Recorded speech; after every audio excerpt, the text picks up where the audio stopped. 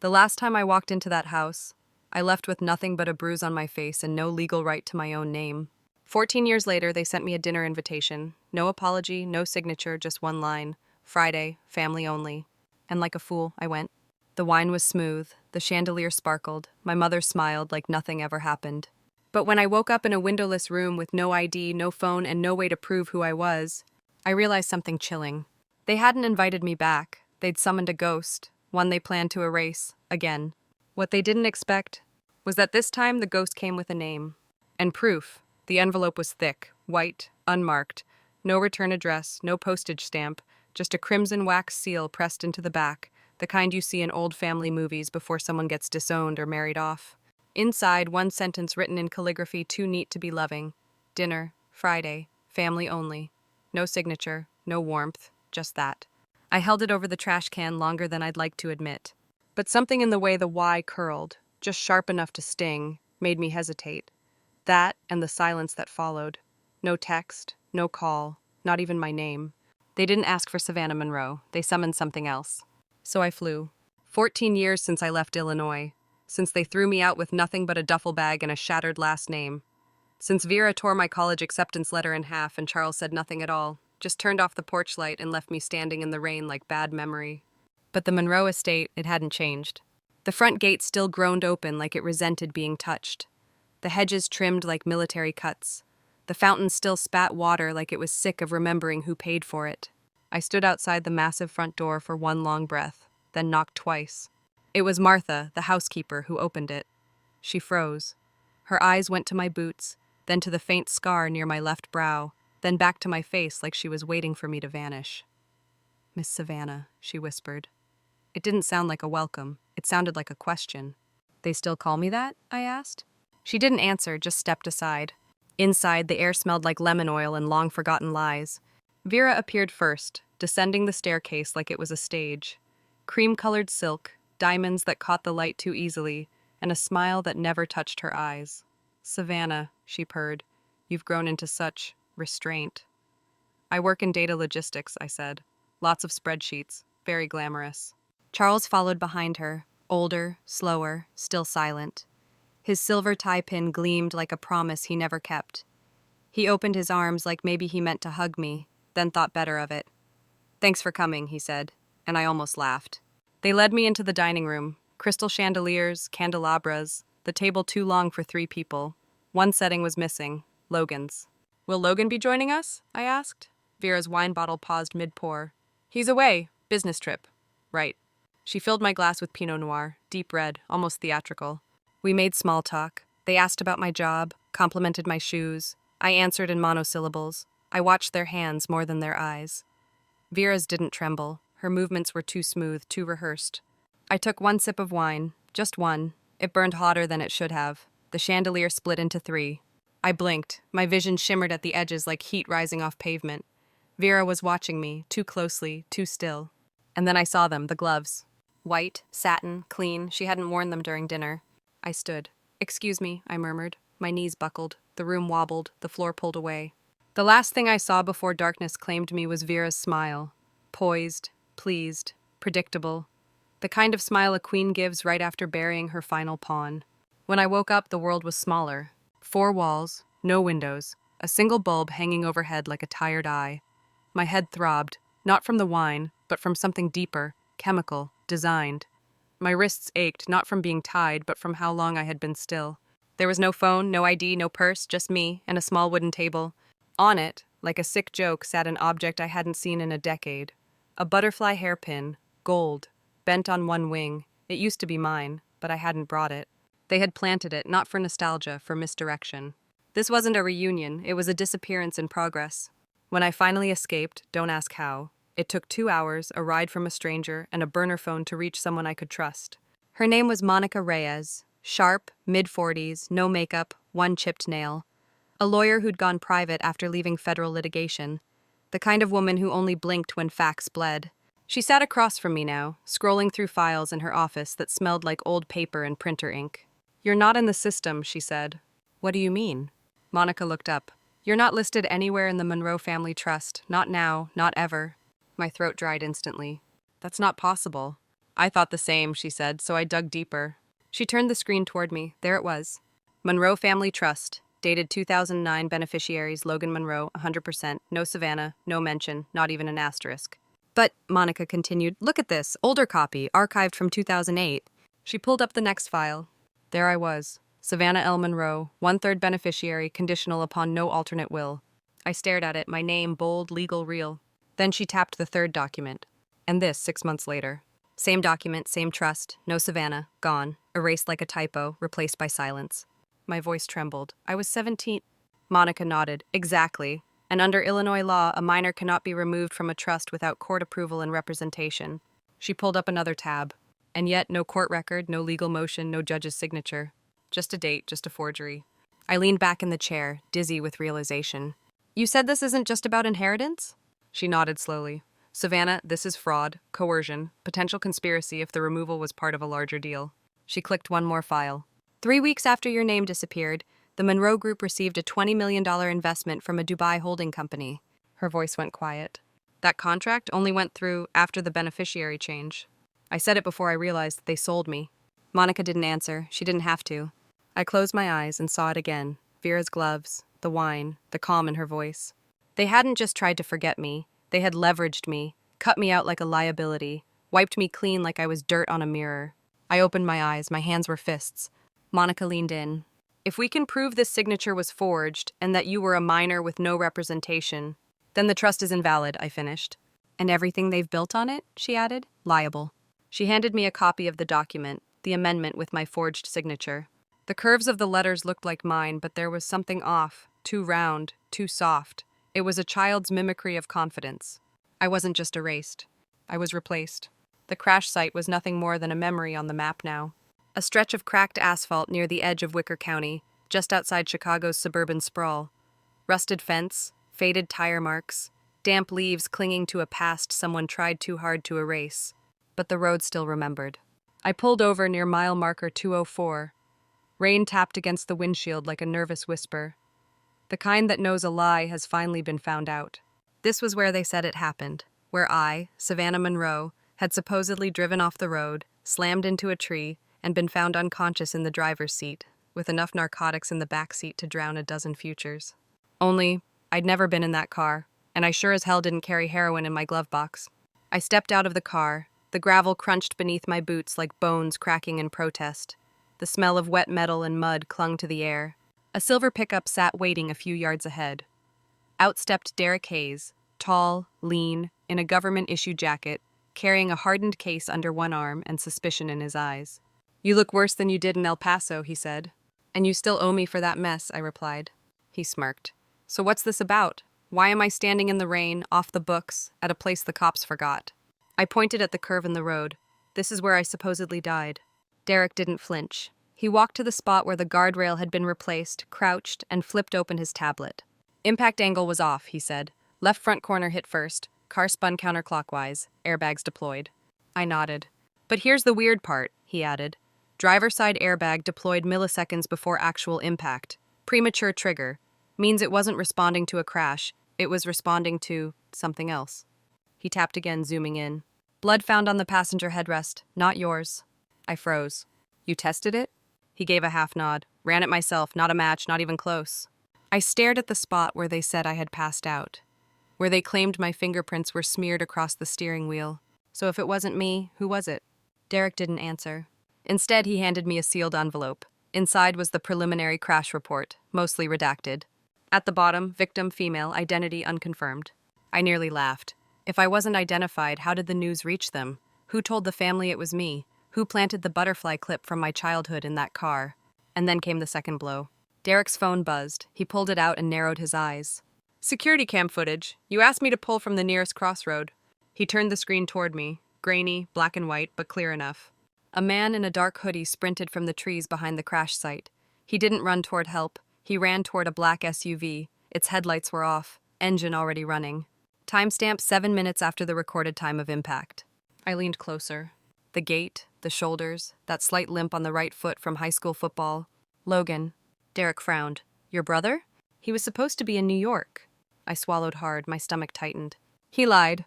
We walked the road in silence. The wind picked up, sweeping wet leaves across old bloodstains. I slipped once, catching myself against a rusted post. Near it, something pale fluttered in the weeds. I crouched. A torn scrap of fabric, white, with faint floral embroidery, stained dark. Derek handed me a bag. I sealed it without a word. Might be from the passenger, he offered. Not mine, I said. I haven't worn anything that delicate since I was 10. He exhaled. You want me to run it? No. I clenched the bag tighter. I'll take it from here. Because now it wasn't just about my name or the trust. They hadn't just erased me. They'd tried to replace me with a corpse. Chicago looked different in the rain. Sharper, colder, like a memory trying to sharpen its edges. I stood in front of the Monroe Financial Tower, 28 stories of glass, steel, and sterilized secrets. I used to sit in the back seat of a black SUV, waiting for my father to come down those steps, briefcase in hand, nodding to executives who never looked me in the eye. Today I wasn't waiting. I was going in. The sub-level archive room wasn't on any floor plan. It lived beneath the main server bay, accessible only by a reinforced freight elevator and a biometric override code. I had both. Inside, it smelled like air that hadn't moved in years. Cold, metallic, humming with machines that never slept. Fluorescent lights flickered overhead like they were nervous. At the far end was a glass-locked data terminal manned by a woman with cropped auburn hair and eyes that looked like they didn't blink often. You Jane? I asked. She didn't answer right away, just studied me. Then, you're the one looking for the trust files. 9-08? I nodded. You know that file's not supposed to exist anymore. That's why I'm here.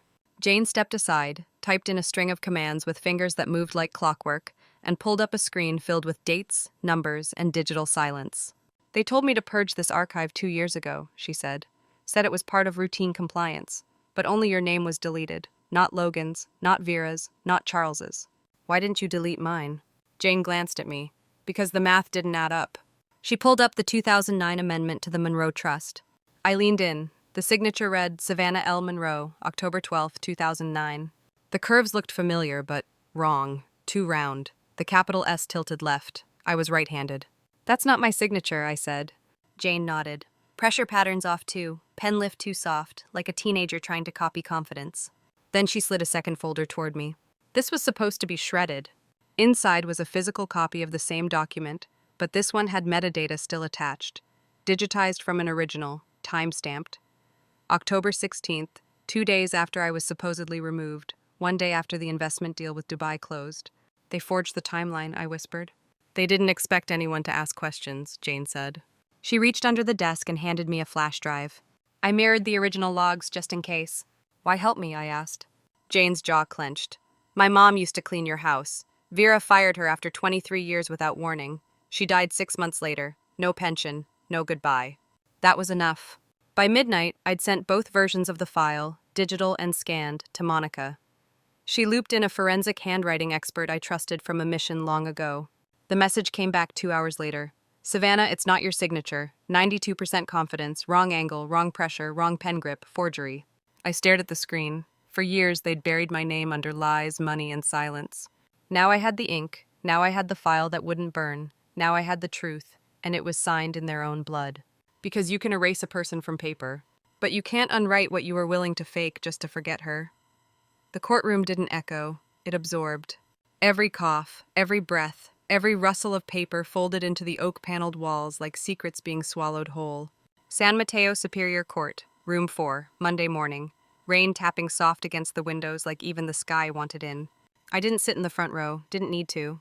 This wasn't about theatrics, it was about reclamation. Monica Reyes stood at the center, calm in a blazer that hadn't seen rest since Friday. Beside her were 2 legal advisors from her old federal days, Elaine Cho and Marcus Ditt, silent, sharp, and there for war. The judge, Harold Cooper, entered with a face carved from granite. Reputation, ruthless with liars, impatient with delay.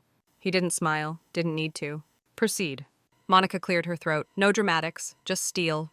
Your Honor, we request this hearing consider new evidence invalidating the 2009 amendment to the Monroe Family Trust on grounds of forgery, fraud, and concealment, particularly involving a minor's illegal removal. The room stiffened. Opposing counsel, Mr. Lake Delacqua, the Monroe family's legal pit bull, rose. Your Honor, we've received no such evidence in discovery. You have now, Monica cut in, holding up a flash drive. Cooper nodded. The technician connected it to the main screen. First slide, biometric echo signature. Timestamped October 11th, 2009. Location, Sao Paulo, Brazil. That was where I was, on record, in government logs. During the week, Vera claimed I signed the trust document in Chicago. The screen flickered again. Surveillance footage, my silhouette in military tactical gear entering a secure facility. Department of Defense seal, verified, time locked. The courtroom stirred, Delacqua fidgeted. Even if true, he started, it doesn't... There's more, Monica said, clicking forward. Vera's voice filled the room, calm, chilling, perfectly composed. Slip the pin into her glove box. No trauma, no blood. It'll look like a panic crash. By the time anyone checks, she'll be a name, not a person. The gallery gasped. The judge didn't blink. He leaned forward. Is this verified? Chain of custody is intact, Monica said. Time-stamped from Monroe Group internal audio logs. Backed up twice. Delacqua was pale now. Your Honor, Monica continued, we also submit handwriting analysis showing 92% probability the trust signature was forged. Pen pressure, slant, and angle mismatch subject's writing history. She placed a printed forensic report on the bench. And one more thing, she said quietly. We reserve full disclosure of additional evidence for the upcoming evidentiary hearing. Today, we ask only that Savannah Monroe's name be formally restored to the legal record and to the Monroe Trust. Silence thickened. Then the side door opened. Two people entered, federal agents in plain suits, flanking a woman with a Department of Justice badge. She approached the bench and handed Judge Cooper a sealed folder. Pursuant to Executive Order 17.9b, she said, this courtroom acknowledges Savannah Monroe's service in covert operations with U.S. national security. Effective immediately, all assumptions of criminality, incompetency, or absence are declared null, pending federal review. Judge Cooper read the document, slowly, then lifted his eyes to me. Miss Monroe, he said, you may approach. I stood, legs steady, chin level. You were never missing, he said. You were misfiled, deliberately. He turned to the court. This hearing finds no legal basis for her exclusion. All accusations are vacated, all rights restored. Gavel, one strike, sharp, final. Applause wasn't allowed, but it happened anyway, in choked gasps, whispered affirmations, and the crack of something long broken finally healing. They'd tried to erase me, but this room heard me. And this time it listened. There was no press conference, no ribbon cut, no grand finale. Just a new passport delivered in a plain manila envelope with no return address, only a government seal, and one name printed cleanly. Savannah Lee Monroe, no middle initial missing, no alias, just me. I burned the old one in my fireplace the same night. Watched the last threads of someone else's version of me curl into ash. The Monroe Group had officially dissolved the week prior. The boardroom leaked like a ship with too many secrets. Vera was declared mentally unfit to stand future trial, reportedly seen tracing circles on glass at a private facility near the coast, muttering, She came back. Charles gone, vanished into some offshore silence, no statement, no closure, just nothing. Logan stood trial alone. He didn't cry, didn't look at me. The judge read the sentence clearly. 25 years, federal prison, no parole. There was a collective hush in the courtroom that day. Reporters scrambled for headlines, but I wasn't there to celebrate. I didn't want vengeance, I wanted accuracy. For once, I wanted the history books, even if they were just courtroom transcripts and legal archives, to spell my name right. After the verdict, I didn't go home, not back to D.C., not to Chicago.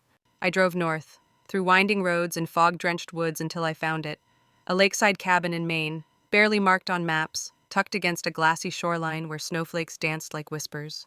I didn't need much, just pinewood floors, silence, and space to breathe. The days blurred together the way healing does, slow, quiet, uneventful. Sometimes I'd sit by the window, tea in hand, watching a neighbor across the field walk her golden retriever. We'd exchange nods, never names. It suited us. Then one morning I opened the door to find a box. No note, just a folded scarf from my early CIA training days. And tucked beneath it, a silver lighter I hadn't seen in years. Luca. Inside was a small slip of paper, 6 words handwritten in black ink. Silence is earned, so is survival. I sat at the wooden table that night with the last photo I owned from childhood. It wasn't framed, just creased and faded, like the lie it had carried. In it, Vera's hand rested on my shoulder. Charles stared somewhere off camera, and me, 7 years old, already smiling like survival was something I had to earn. They took my name. They tried to bury it under deals, ink, and silence, but they forgot one thing. I wasn't a mistake. I was the page they were too afraid to turn. Now, I don't need their last name to exist. I don't need their apology to breathe. My name was never the curse. It was the key. And somewhere out there, beyond the snow, beyond the ashes of their empire, justice exhaled, Finally, fully. Not loud, but true. They tried to erase me, from the will, from the system, from memory.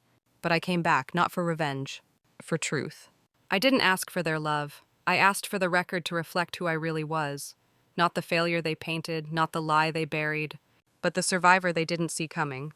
And in the end, when the courtroom echoed my name, loud, proud, and permanent, that was all the justice I ever needed.